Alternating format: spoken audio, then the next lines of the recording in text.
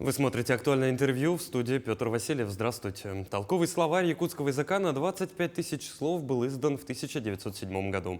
Его автор Эдуард Пекарский, политически ссыльный, попавший в Якутск в 1881 году и оставшийся здесь ради изучения якутского языка. И есть прекрасный повод вспомнить о таком замечательном ученом.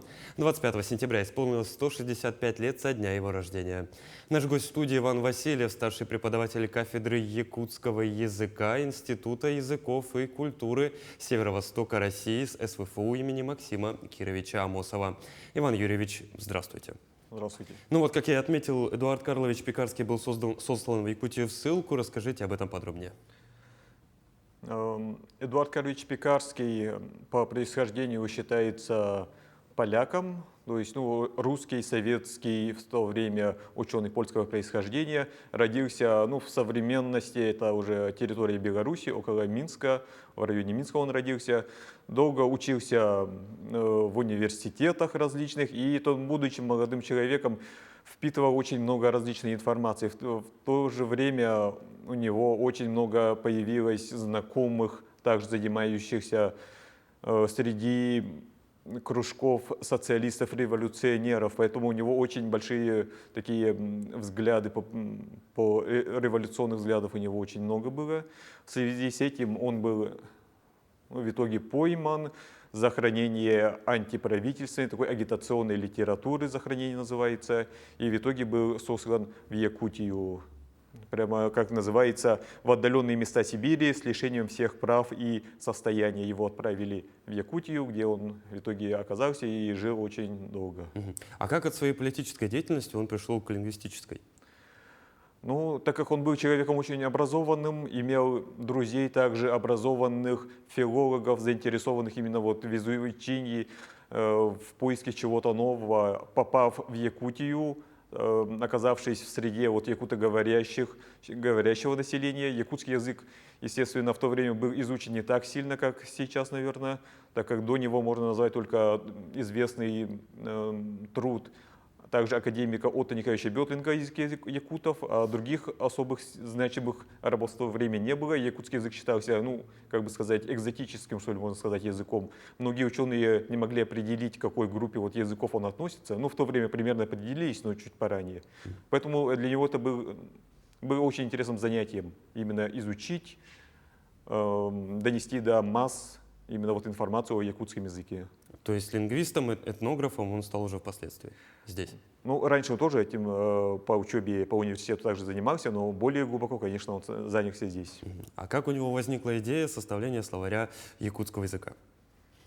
Идея возникла, скорее всего, точно именно этим я не занимался, но, скорее всего, конечно, постепенно, живя в Якутии, в окружении якутского народа, он стал записывать какие-то слова, сам изучать якутский язык, естественно, и вследствие этого он собрал очень большой богатый материал, считается около 25 тысяч слов, в итоге в конце своего пребывания в Якутии он собрал в самом конце, и постепенно после переезда уже в Петербург, это уже с 1904 или 1905 году, начал уже постепенное издание этого словаря своего.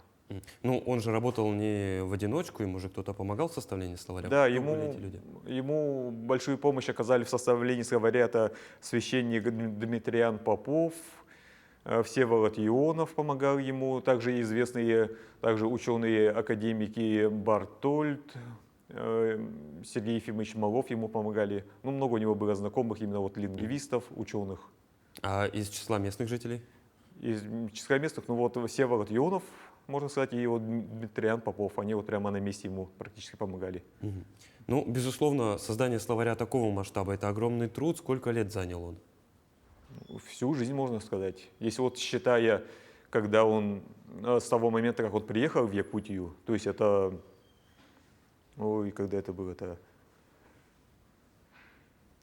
в 1881 году он приехал в первый раз в Якутск, и оттуда прямо до конца жизни.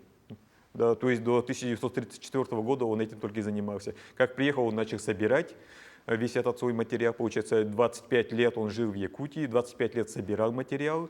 Потом, переехав уже в Петербург, также около 25 лет он занимался уже публикацией этих работ. То есть мы не можем сказать, что весь словарь он опубликовал в один год. Это, то есть издание словаря считается с 1907 по 30-е годы. То есть постепенно, через несколько лет он постепенно собирал, опубликовывал собранный материал, работал над ними и публиковал, по, скажем так, по одному следующему тому каждый раз. В итоге вот получается вот 13 томов. 13 томов. А какое распространение они дальше получили?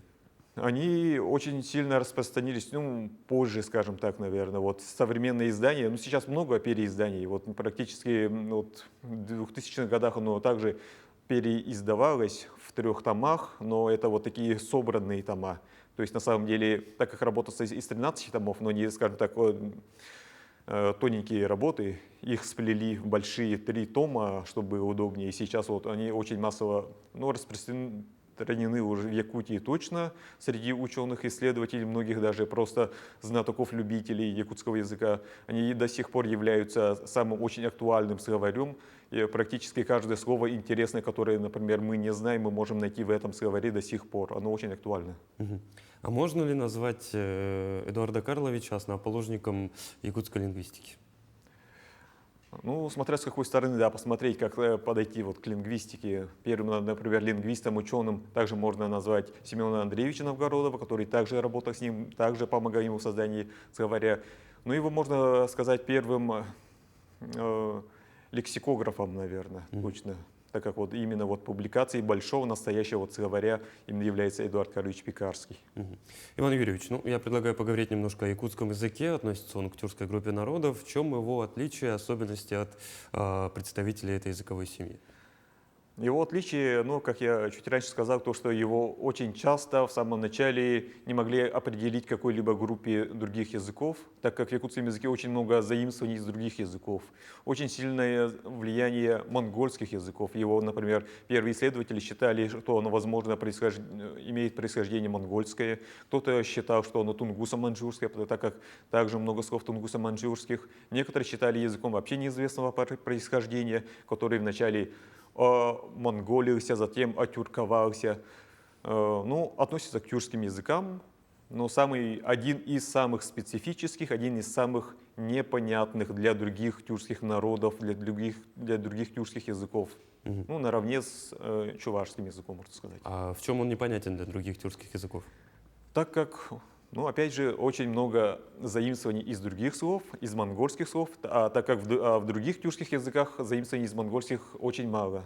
У них очень много, например, арабизмов, так как у них через религию, через ислам в тюркские языки проникли арабизмы, иранизмы, у них очень много. У нас таких слов, например, совсем нету, зато вместо этого монголизмы и заимствования из тунгусо-маньчжурских языков. Это им непонятно. И также специфическая, скажем так, фонетика, очень сильны вот именно фонетические изменения по сравнению с другими тюркскими языками. Звуки очень сильно изменились, долготы, дифтонги, да и вообще даже гласные, согласные, они сильно изменены. Ну, сегодня очень многие любят сравнивать турецкий язык и якутский язык на наличие созвучных слов, определенных тех или иных, так скажем, слов-братьев, слов-сестер. Вот как так получилось, что и в Турции, в той географии, говорят на тюркском языке, и у нас в Якутии говорят тоже на тюркском языке?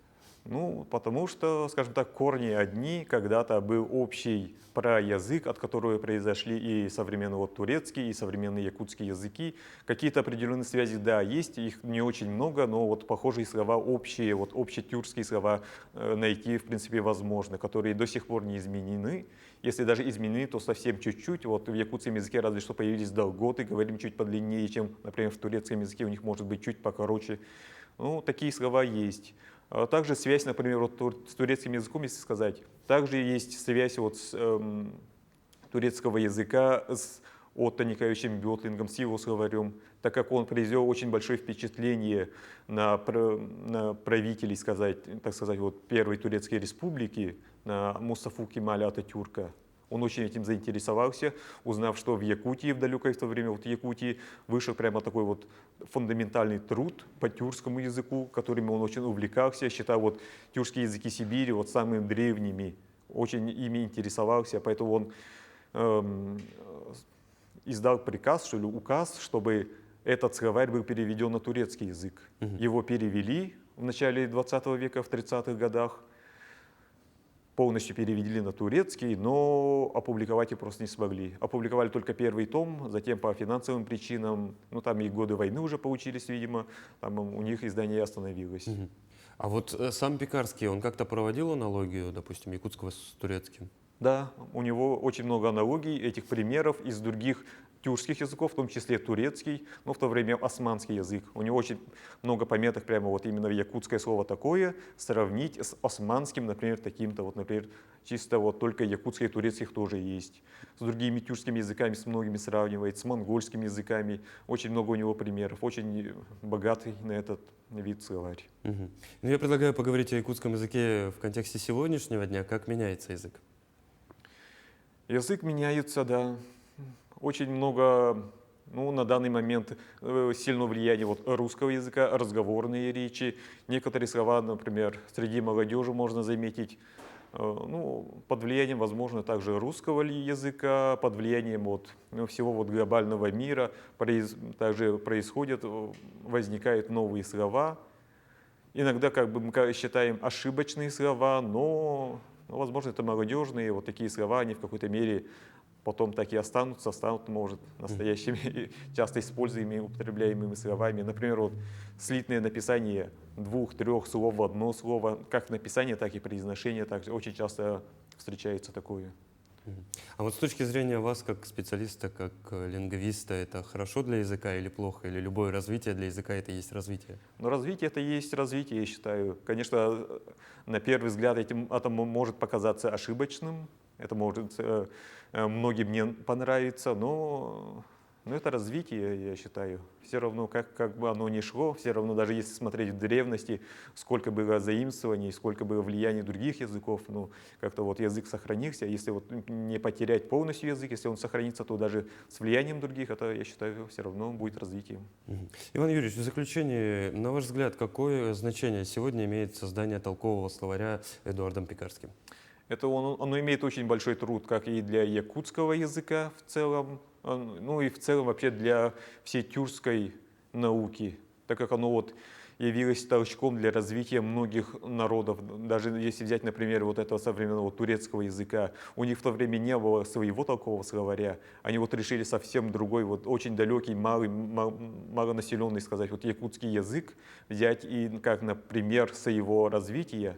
Они его перевели, на основе него затем наверняка были опубликованы свои уже турецкие словари. Оно наверняка явилось толчком и для других современных тюркских языков. Так что оно имеет очень большое значение. До сих пор оно, вот, как я говорю, оно является актуальным, практически настольным словарем многих языковедов по сей день. Ну и в целом это очень фундаментальная лингвистическая работа. Да, это очень фундаментальная работа. Иван Юрьевич, спасибо, что пришли к нам в студию, ответили на наши вопросы. Спасибо. А я напомню, вы смотрели актуальное интервью. Оставайтесь на нашем телеканале.